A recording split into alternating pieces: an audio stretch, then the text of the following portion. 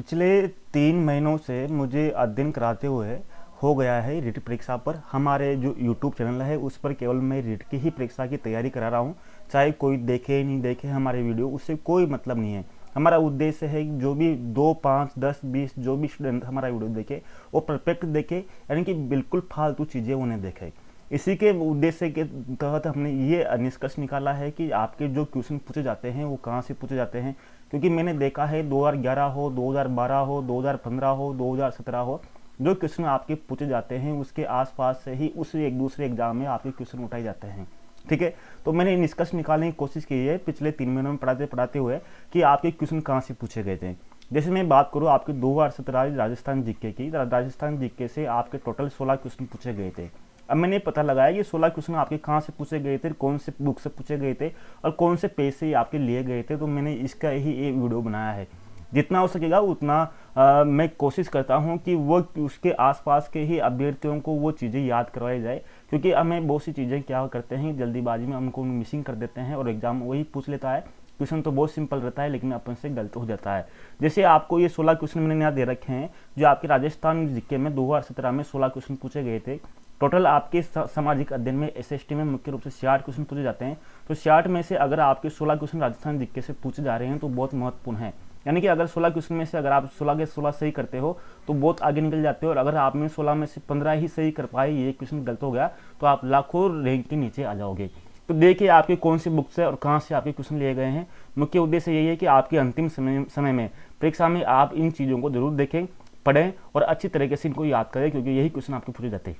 जैसे देखिए आपके 16 क्वेश्चन पूछे गए थे। महाराणा प्रताप का हाथी का नाम क्या था? सामाजिक सुधारक गोविंद गुरु का जन्म कहाँ हुआ था?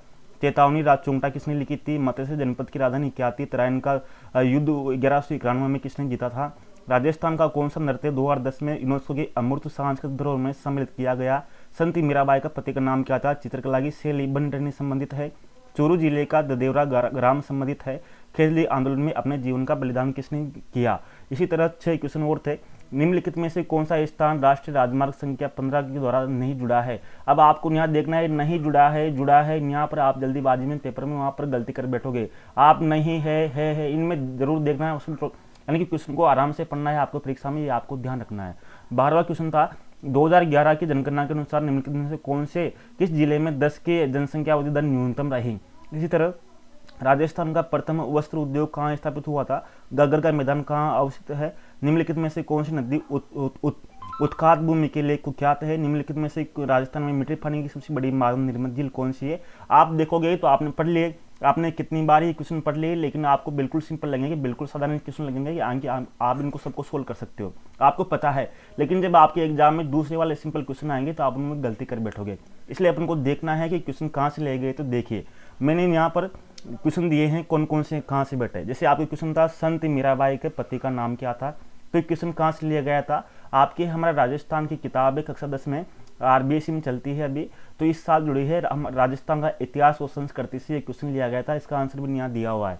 जैसे देखोगे इस किताब का जो प्रश्न नंबर है, इस किताब के प्रश्न नंबर 35 पर दिया हुआ है, मीराबाई के बारे में पूरा दिया हुआ है। अब इसमें दिया हुआ है कि मीराबाई के बारे में कितना सारा दिया हुआ है। जैसे इसमें अगली बार आपसे पूछ सकते हैं कि इसके मीराबाई का दादाजी का नाम क्या था? तो दादा का नाम दूधा था। ठीक है, इस तरह से पूछ जा सकते हैं। जन्म कहाँ हुआ था? इसका जन्म कुड़की पाली में हुआ था। कब हुआ था? 1498 में हुआ था। इनके राजस्थान की राधा किसको कहा जाता है? मीराबाई को कहा जाता है। यानी कि कितने क्वेश्चन बन रहे हैं आसपास, यानी कि आपको देखना है कि मीराबाई से संबंधित जो आपके क्वेश्चन पूछा गया तो उसके आसपास से कितने सारे क्वेश्चन बन रहे हैं, यानी कि बहुत सारे क्वेश्चन बन रहे हैं। तो जैसे आपके दिया हुआ है यहाँ पर, आपके यहाँ दिया हुआ है कि इनका भी हुआ, जैसे मीराबाई का पति का नाम क्या था? तो इनका हुआ 1516 में राणा सांगा के ज्येष्ठ पुत्र युवराज भोजराज के साथ हुआ था। भोजराज के साथ हुआ था। अब ये तो क्वेश्चन आपसे पूछ लिया, लेकिन इसके आसपास जितने भी ये तथ्य बन रहे हैं, जितने भी जीके बन रहे हैं, इनको आपको याद करना जरूरी है। अगली बार पूछ सकते हैं कि राजस्थान की राधा किसको कहा जाता है, या मीराबाई के दादा का नाम क्या था, या इनका जन्म कब हुआ था, कहाँ हुआ था। इस तरह से आपके क्वेश्चन पूछे जा सकते हैं। और इनके देवर का नाम क्या था जिन्होंने इनको मारने की कोशिश की थी? तो राणा विक्रमादित्य। इस तरह से आपके बहुत से क्वेश्चन पूछे जाते हैं। तो मुख्य उद्देश्य यही है कि कहाँ से पूछे गए और वहाँ से कितने क्वेश्चन बन रहे हैं, तो वही क्वेश्चन आपसे पूछे जाएंगे इसी एग्जाम में। अगला क्वेश्चन पूछा गया था आपके चित्रकला की शैली बनी ठनी संबंधित है। ये भी आपकी हमारा राजस्थान की इतिहास और संस्कृति किताब से पूछा गया था। देखिए इस प्रश्न नंबर कहाँ से पूछा गया था, तो ये आपकी किताब के इस किताब के 57 नंबर प्रश्न नंबर से पूछा गया था, बनी ठनी शैली।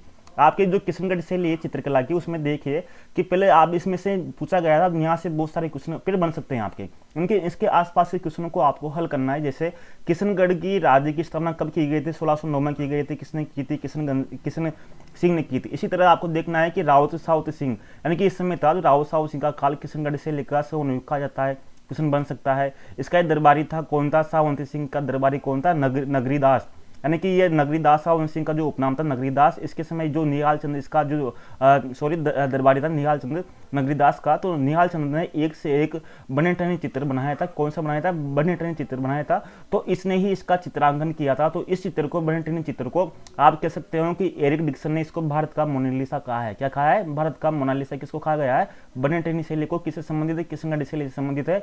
और भारत सरकार ने इसको 1973 में बने ठनी पर डाक टिकट भी जारी किया है। कब जारी किया है, 1973 पर डाक टिकट भी जारी किया है। कितने सारे क्वेश्चन इसके आसपास से बन गए, यानी कि मेरा उद्देश्य यही है कि आपको आसपास से ही क्वेश्चन देखना है। और जो मैं ऐप पे टेस्ट सीरीज लेता हूं, तो मुख्य रूप से इन्हीं क्वेश्चनों की टेस्ट सीरीज लेता हूं जो पहले पूछे गए, उनके आसपास से ही जो टेस्ट यानी क्वेश्चन बनते हैं उनको ही मैं अधिकतर देता हूं, ताकि वहां से अधिकतर व्यक्ति सोल्व कर सके। नहीं तो पढ़ने में आपके तो बहुत सारा है, कहाँ कहाँ से पढ़ोगे आप, ठीक है। इसी तरह आपके बहुत सारा दिया हुआ है, इसके आसपास से आपको जरूर पढ़ना है। अगला क्वेश्चन था, चूरू जिले का ददेवरा ग्राम कहाँ से संबंधित है। ये भी आपके हमारा राजस्थान का जो इतिहास और संस्कृति का सदस्य है उससे ही लिया गया है। यानी कि आपके पूरे क्वेश्चन देखिए कहाँ कहाँ से लिए गए हैं, ये कहाँ से लिया गया है, इस पेज इस किताब के जो अध्याय 2 है, अध्याय 2 से लिया गया है, पेज नंबर 29 से। तो इसमें दिया हुआ है गोगा जी के बारे में दिया हुआ है इसमें।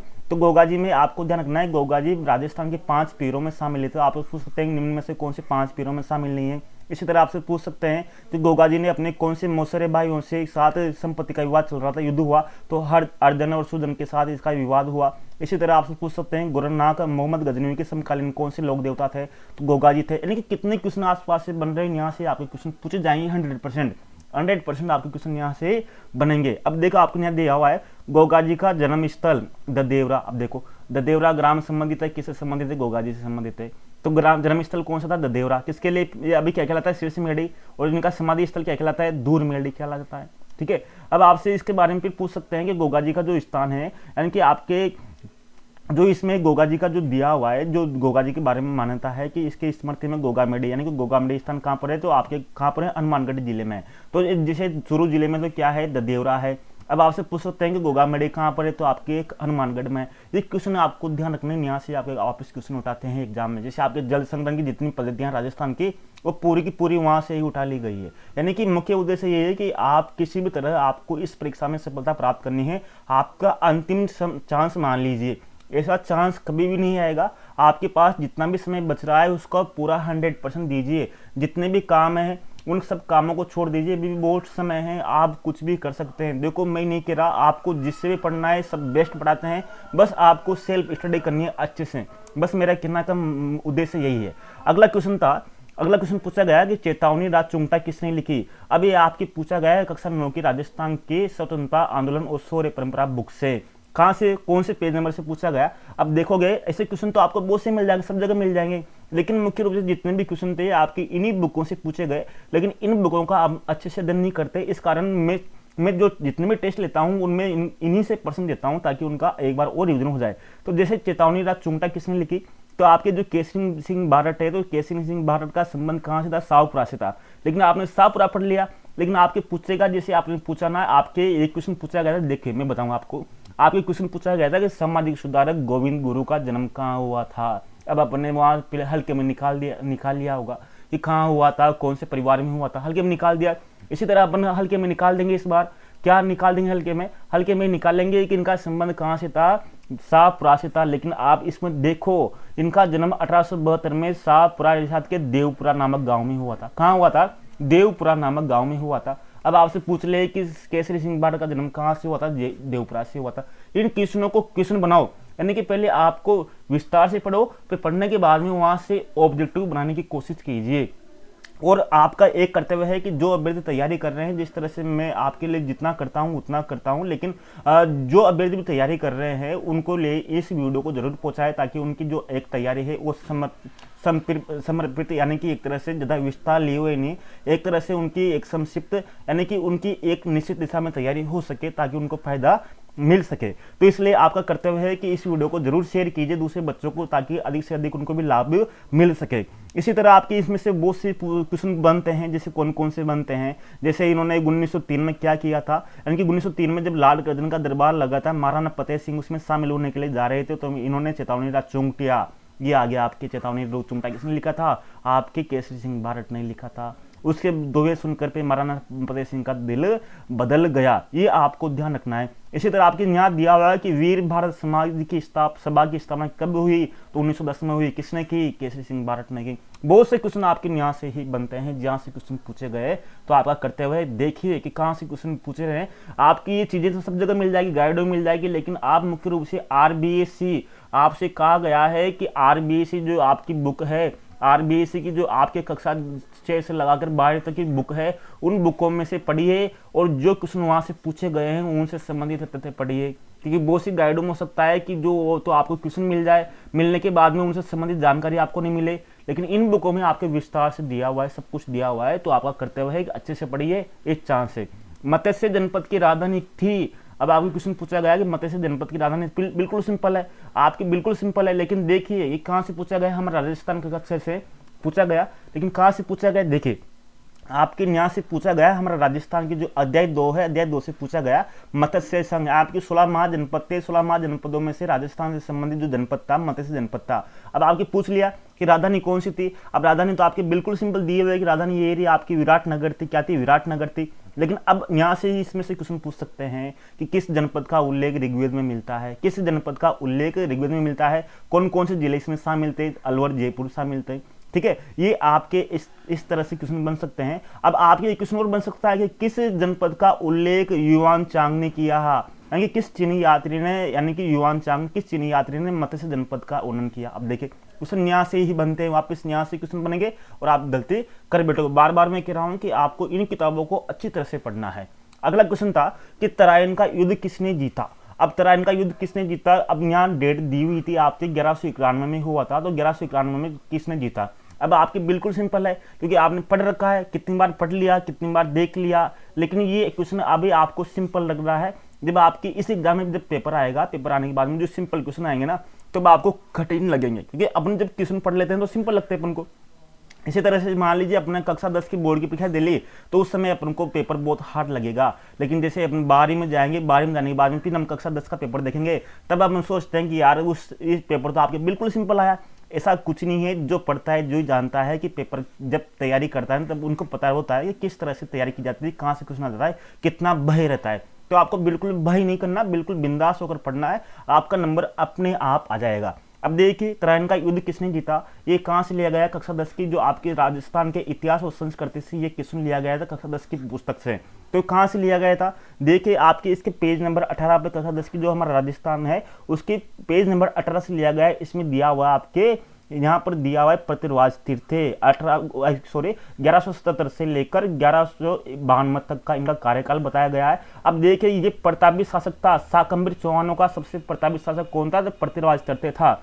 ये शासक कब बना, 11 वर्ष की आयु में बना। अब आप ये क्वेश्चन पूछ सकते हैं कितने वर्ष की आयु में बना, 11 वर्ष की आयु में बना। इसी तरह से इन्होंने तराइन के प्रथम युद्ध में, देखो तराइन का प्रथम युद्ध आपके पूछा गया 1191 में, तो इसने मोहम्मद गौरी को पराजित किया। किसने जीता, पराजित किया, किसने पराजित किया, पृथ्वीराज चौहान तीर्थे ने पराजित किया। तो जीता कौन, पृथ्वीराज चौहान तीर्थे जीता। लेकिन एक साल बाद में फिर दूसरा युद्ध हुआ तराइन का 1192 में, तो तृतीय युद्ध हुआ, तो इसमें मोहम्मद गौरी से पराजित हुआ। तो इसमें कौन जीता, मोहम्मद गौरी जीता, और वो पृथ्वीराज चौहान इसमें हार गया। इस तरह से आपके क्वेश्चन बहुत सारे बन सकते हैं। जैसे इसमें इसके समय पृथ्वीराज विजय की रचना किसने की, जय नायक ने की।